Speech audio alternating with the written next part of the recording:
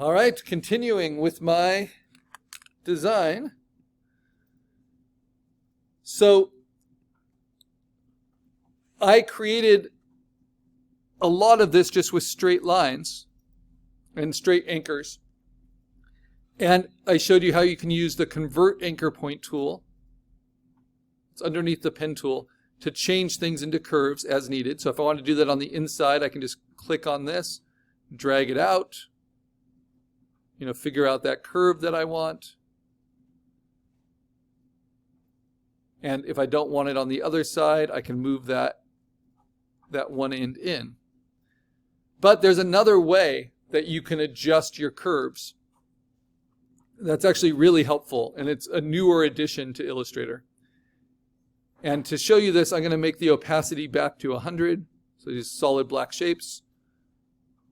And then what I'm going to do is use the small selection tool, click on it, and show you all the anchors. And it just shows up really small on my screen. Come on, where are these anchor points? So I'm going to try to zoom in on them.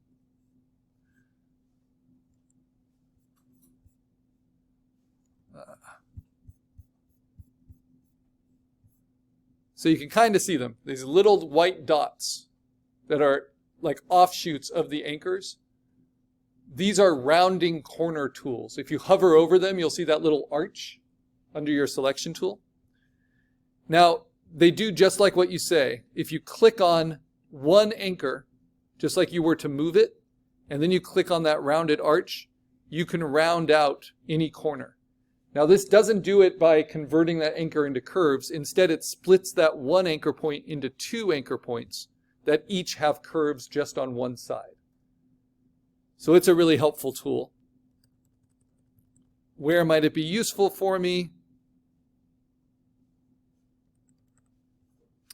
Maybe here.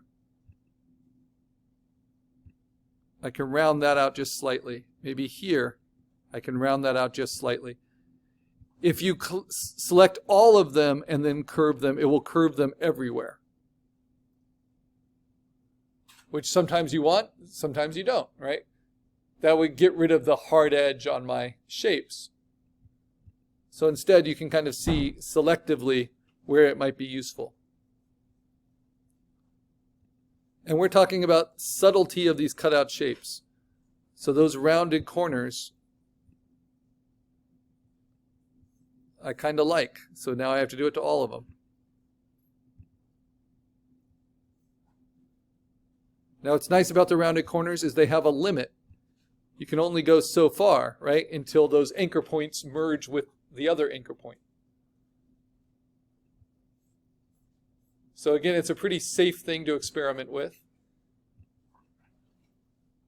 And it's really heavily used in kind of tech logos.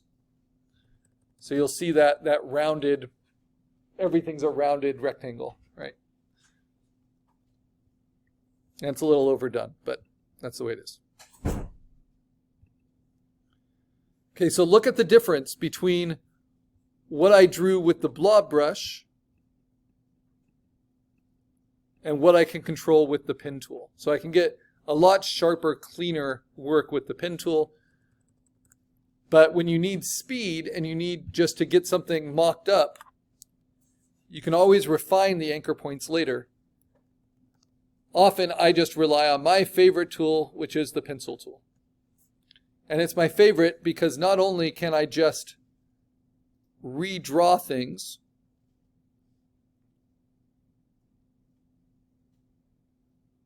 I have to be on a layer that's not locked. So let me give myself a new layer. There we go. But remember, the pencil tool can be used in a few ways. If you see the anchor points, then you can redraw with the pencil tool, and it's under your brush. You just have to start on the path and end on the path. It can redraw the shape for you. And you can actually add on, like magic scissors. Let's do it in chunks. And in some ways, this is more reliable, in some ways, than the blob brush tool. But it depends on your settings. It can be hard to get a really straight transition like you see there if I have it set on smooth. And to change your settings, you just double click on the tool. So I'm going to move it not to all the way smooth, but close to it.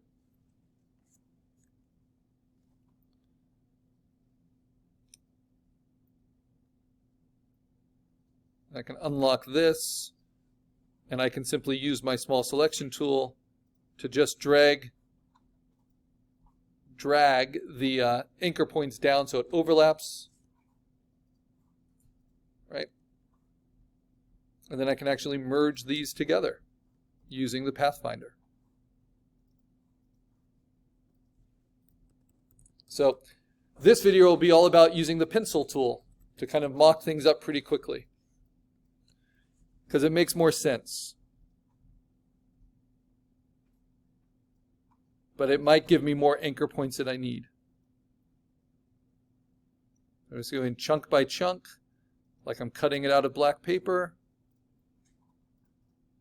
moving it up. And it works pretty well, but you'll notice that some of those curves aren't as smooth as they could be.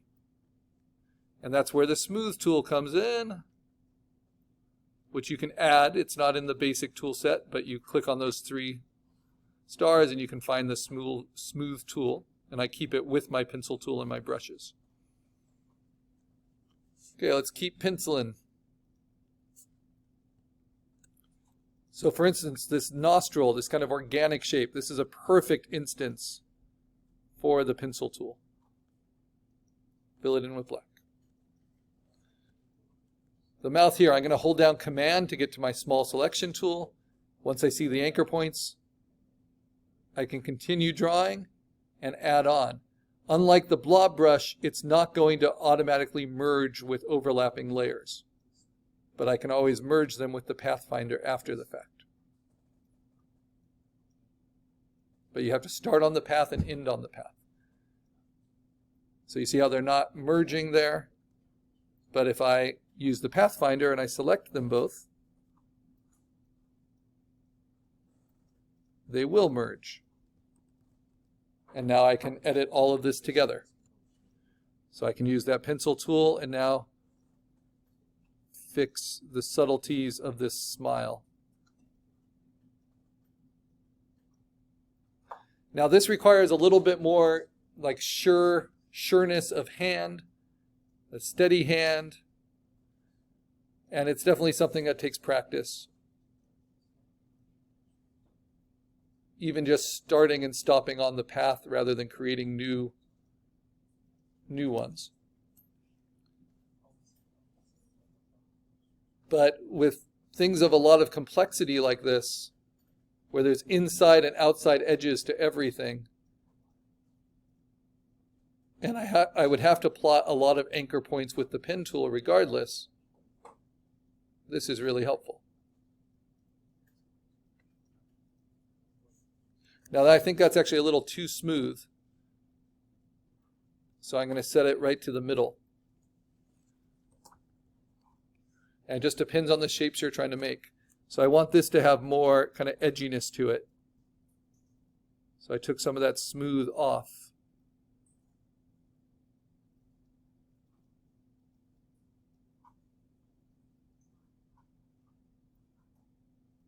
And logos are generally simple black shapes. These outlines are getting a little complicated. So it's veering on illustration, but that's kind of how mascots are anyway. So instead of simple curves, maybe I want slightly thicker, more complicated curves.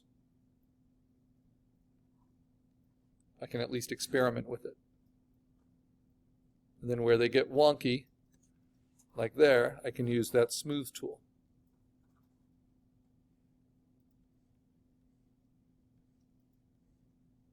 To average those curves out.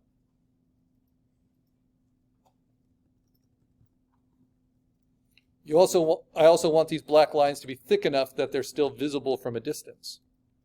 right? So if you zoom way out, remember, you need a logo to be recognizable at like postage stamp size. So super thin lines just don't make a lot of sense. So often I have to thicken the lines of my sketch. Here's another area where I can use the pencil tool to kind of mock it up a little bit faster. I'll add on to this.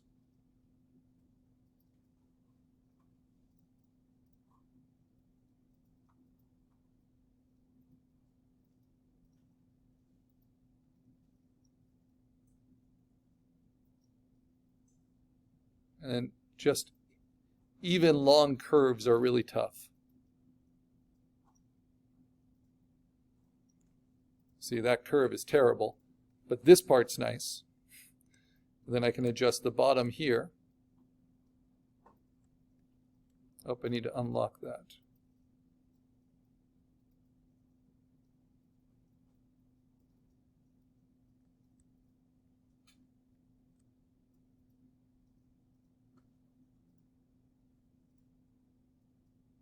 As long as you start on the path and end on the path, then I can merge them together.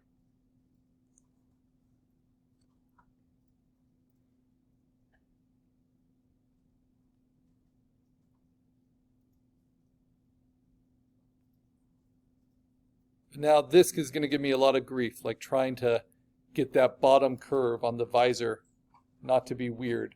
So I go back to the pen tool. And you can always hit P to immediately go back to the pen tool.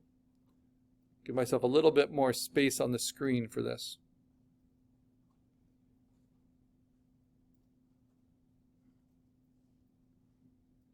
If you hold down spacebar, you'll get to the hand tool. So when you're zoomed in, you can kind of move around. That's very helpful.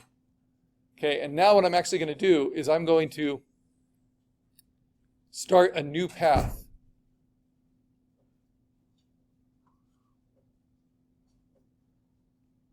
To make this visor top curve. And just to be safe, I'll put an extra anchor point there and then I'll close it off. Come on. Ah. Oh, I think I already closed it. Great. By the way, if you're on the pen tool and you want to add an anchor point immediately, all you have to do is jump in with the pen tool onto the path, and it will automatically create one. And if you're on the pen tool and you hover over an existing anchor point, it will delete it. So you don't always have to hit plus or minus to get to those tools. Okay, now I want to convert that to a curve, right? And what I could try is holding down Command, and instead of using the Convert Anchor Point tool, I can try to just round that corner. So how do I do that? Hold down Command, click outside of it, hover over it, click it, and then round that corner. But that's going to be a really long rounding. So I think the anchor point tool will be faster. Just drag that out, turn that into the curve, and kind of figure out that curve that I want. And then I'm going to take its opacity down just so I can see it on what's already there. And then I'm going to move the anchor point with the small selection tool to line up with the anchor points I already have.